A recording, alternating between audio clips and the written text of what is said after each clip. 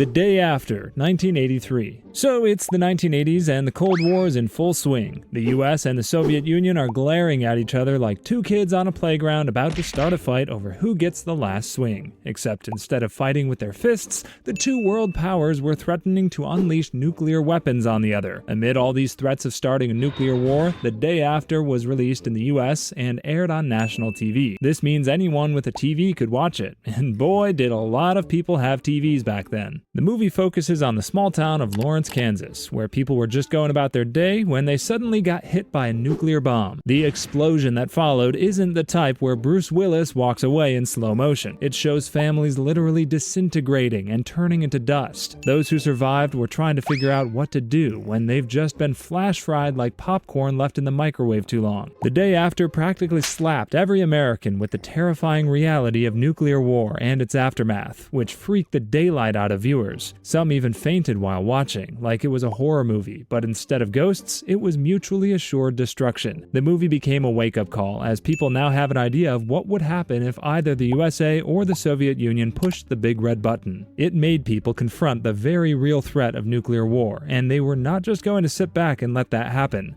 So they took to the streets, protesting that the US and Soviet Union should end their bickering without turning their lands into radioactive fields. Even the US president at the time, President Reagan, reportedly said the movie gave him second thoughts about nuclear policy. So The Day After wasn't your typical primetime entertainment, it was more like a 2-hour anxiety attack. Inglourious Basterds, 2009. If you didn't doze off during history class in high school, you probably have a good understanding of the horrors the Jews went through under the Nazi regime during World War II. But Quentin Tarantino took that particular piece of history, turned it upside down as he cranked the horrors to the max, and then made it into a movie titled The Inglourious Basterds. The plot revolves around a group of Jewish soldiers called the Bastards who are on a Nazi hunting rampage. We're talking brutal, gory, scalp-collecting violence. Then there's the grand finale, where Hitler gets shot up like a piñata at a 4th of July party. This Quentin Tarantino's version of World War II is like the ultimate historical revenge fantasy that you'd think everyone would want, but it totally backfired. First off were the history critics, who were boiling with rage that the movie just casually tossed historical facts out the window like yesterday's takeout, then obliterated it, coupled with the fact that the film turned a serious historical event into a bloody comedic spectacle. Then there are other people who have a problem with the extreme violence portrayed in the movie. They were concerned with whether the film glorified violence or if it was just one long punchline in Tarantino's twisted sense of humor. V for Vendetta, 2005. V for Vendetta is the movie that made wearing the anonymous mask the ultimate fashion statement for anyone feeling a bit rebellious. The film is set in a future where Britain is ruled by a government that uses fear and control to keep everyone in line. So V, a mysterious masked vigilante with a flair for the dramatic, decides to go on a mission to overthrow the oppressive regime. But instead of handing out protest cards, he blows up Parliament and half the city. You see, V for Vendetta was controversial because it walks a fine line between heroic rebellion and promoting terrorism. So while V made some audience cheer for his mission, others were left wondering if it's okay to blow up buildings if the government sucks, which kind of takes the phrase tearing down the system a bit too literally. This raised eyebrows about whether the film was glorifying violence as a way to fight oppression, which is kind of like suggesting that the best way to fix a broken toaster is to toss it into a volcano. Governments and critics worried that the movie could inspire real-life violence against governments, or at the very least, turn protest movements into something much more aggressive. It's as if the film handed out a how-to guide titled Anarchy for Beginners. Some saw the film as a bold statement against government overreach and a champion for individual freedoms. Others thought it was as subtle as a sledgehammer and potentially dangerous, possibly encouraging people to don masks and take matters into their own hands. Innocence of Muslims, 2012. Imagine the worst home video you've ever seen, but it somehow caused riots, protests, and even deaths around the world. That's basically what happened with the Innocence of Muslims. Innocence of Muslims is controversial because it's like that terrible prank no one asked for, but instead of making people laugh, it sparked worldwide protests and violence. The movie, if you can even call it that, was a low-budget, poorly acted film that insulted and misrepresented the Prophet Muhammad in the most offensive ways possible. It was like someone tried to make a roast, but ended up throwing gasoline on a fire. The film was intentionally inflammatory, portraying Islam and its prophet in a ridiculously negative and disrespectful light. For Muslims, depicting the Prophet Muhammad at all is a big no-no, but this movie took it a step further by making it as offensive as humanly possible. This movie didn't just cross the line, it rocketed past it into a whole new territory of insult. Imagine if someone made a mockumentary about your family, but instead of funny little quirks, they focused only on insulting them. You wouldn't find it cool either. The low-budget film was initially uploaded to YouTube, but despite, or perhaps because of, its amateurish quality, it spread faster than a bad rumor at a family gathering and ignited a global firestorm. It wasn't just about the movie, it became a flashpoint for much deeper frustrations about Islamophobia, Western depictions of Islam, and respect for religious beliefs. There were attacks on U.S. embassies in the Middle East, Africa, and Asia, which unfortunately led to serious injuries and loss of lives. To make matters worse, news outlets and social media platforms picked up the story, which acted like adding fuel to a fire that was already blazing. This practically ignited a huge debate about free speech versus hate speech. The Blair Witch Project, 1999. Picture this: you and your friends decide to go camping, but forget a map and a compass. You can probably imagine the panic when you're all in the middle of the forest with no clue where you're going. The Blair Witch Project was kind of like that, except with way more screaming and shaky camera work. The movie was shot in a found footage style, which means it looks like someone just stumbled upon videotapes lying in the forest. This style essentially made the movie look like a real-life documentary footage of 3 students getting lost in the woods, while searching for a spooky local legend known as the Blair Witch. With its shaky camera and DIY vibe, audiences believed they were watching actual lost footage, not a scripted horror movie. Thanks to the film's marketing genius, people really thought that the actors were actually missing, and that the creepy footage was all that was left of them. It was basically like a ghost story that got way out of hand. People were terrified, thinking they'd just seen a real documentary about 3 kids who met a bad end in the woods. It's like thinking you're watching a cute nature documentary, but then the animals turn around and start chasing you. However, it was later revealed that the movie was basically just a movie and none of the events were real. Even the 3 missing students were all safe. Some people felt duped because they thought they were watching real events, while others were upset about the marketing tactics that played into that confusion. It was a bit like inviting people to a haunted house and then having them realize the ghosts aren't actors. They're actually just cleverly placed mirrors and fog machines. But revealing the truth sparked some controversy because it blurred the line between fiction and reality so well that people weren't sure if they should be scared of the movie or start organizing search parties. It was the original found footage horror, and it left audiences both terrified and slightly dizzy. The controversy led the police to step in and investigate everyone involved in the movie just to be sure that it's all fiction and not real. And truly, it's all just a really, really good work of fiction. The Exorcist, 1973. The Exorcist is a classic horror film that'd make you reconsider whether that creaky noise at night was just the house settling or something far more sinister. Imagine your sweet 12-year-old turning into a potty-mouthed, levitating, head-spinning mystery overnight. Yup, that's the nightmare we're dealing with here. The movie revolves around Reagan, a young girl who starts exhibiting some, let's call them, extreme mood swings. She's speaking in mysterious languages, rearranging the furniture with her mind, and her head spins 360 degrees. Her desperate mother, running out of options faster than you run out of snacks during a movie marathon, turns to 2 priests for an exorcism. People lost their minds over this movie. Literally.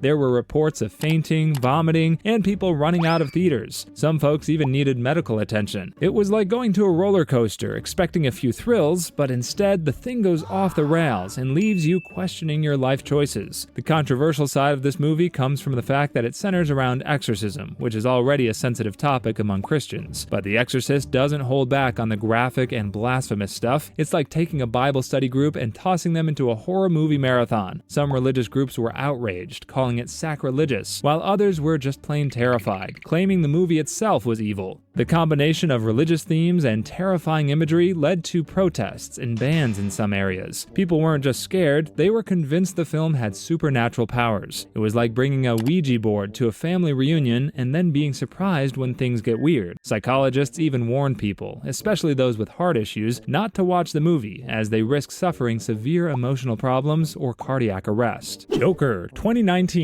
Let's say you're throwing a birthday party when an uninvited guest waltzes in through the front door juggling chainsaws while riding a unicycle. As you watch this thrilling yet unsettling performance, you're not quite sure if the guest is trying to entertain everyone or just wants to unalive himself. This was basically how Joker made viewers feel. The movie dives into the origin story of Arthur Fleck, a lonely, mentally ill guy who eventually becomes the Joker, the ultimate villain. You'd feel bad for Arthur, which is a bit unsettling because, well, he's the Joker. It's a bit like feeling sorry for Darth Vader because he had a rough childhood. Sure, but he's still wielding that red lightsaber. The film is dark and violent with a strong focus on how Arthur's breakdown leads to his violent acts. People were concerned that it might glorify violence or send the wrong message about mental illnesses and make troubled people think, hey, I relate to this guy. Some viewers worried that the film made it too easy to empathize with someone who turns violent, which raised concerns about whether it could inspire real-world violence. It's like giving a standing ovation to the guy who cuts in line because he's had a bad day. This led to some cinemas tightening their security, which made a trip to the movies feel like an airport check-in. It was as if people were expecting the Joker himself to walk in and ask for extra butter on his popcorn. The Interview, 2014. So you've established yourself as the ultimate class prankster. You've pranked your classmates and teachers, and for your next big move, you want to prank the principal, film it, and share it with the whole school. That's The Interview in a nutshell. The movie's storyline follows James Franco and Seth Rogen as two bumbling TV guys who score an interview with Kim Jong-un. The CIA then recruits them to assassinate him. Not exactly lighthearted stuff when you're dealing with an actual living dictator. Making a joke about assassinating a real-world leader was all the movie needed to be controversial. North Korea wasn't too thrilled about the whole idea and condemned the film, calling it an act of war. They saw the movie as a serious threat, not just a goofy comedy, which is like your cat thinking the laser pointer is an actual enemy. Things got real when Sony Pictures, the studio behind the movie, got hacked. Tons of private emails and unreleased movies were leaked, allegedly by North Korean hackers. Imagine airing someone's dirty laundry, but instead of socks and teas, it's all their personal and professional secrets. The hackers even threatened violence if the movie was released in theaters, so major chains decided to pull it from their lineup. It was like organizing a huge concert, only to have the band cancel because someone threatened to pull the plug. Literally. The movie turned into an international incident. There was a huge debate about freedom of speech, with some people saying it's just a comedy, let them release it, while others were like, maybe don't poke the nuclear-armed bear. It was kind of like playing with fire, and then being surprised when the fire alarms went off. South Park, Bigger, Longer, and Uncut, 1999. If you take a show that's already notorious for pushing the boundaries of decency,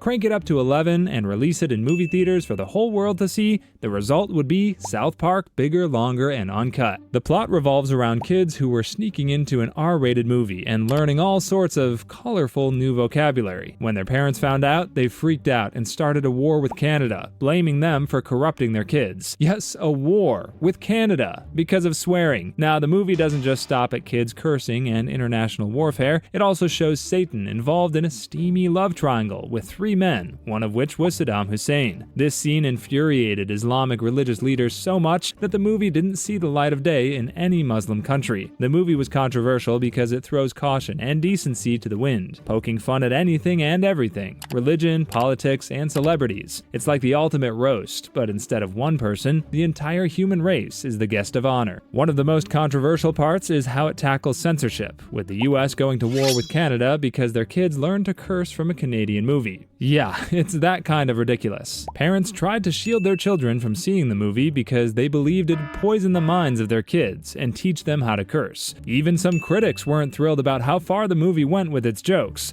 leading to protests and calls for boycotts.